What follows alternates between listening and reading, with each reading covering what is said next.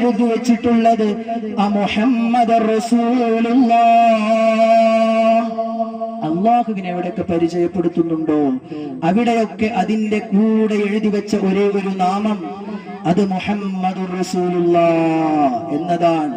അതുകൊണ്ടാണ് പരിശുദ്ധമായ ഖുർആൻ ഓർമ്മപ്പെടുത്തിയത് വറഫഅനാ ലക ദിക്റക, നബിയെ അങ്ങയുടെ സ്മരണയെ നാം ഉയർത്തിയിട്ടുണ്ട്.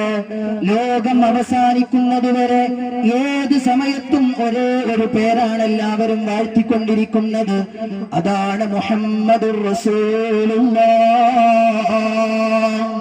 സല്ലല്ലാഹു അലൈഹി വസല്ലം.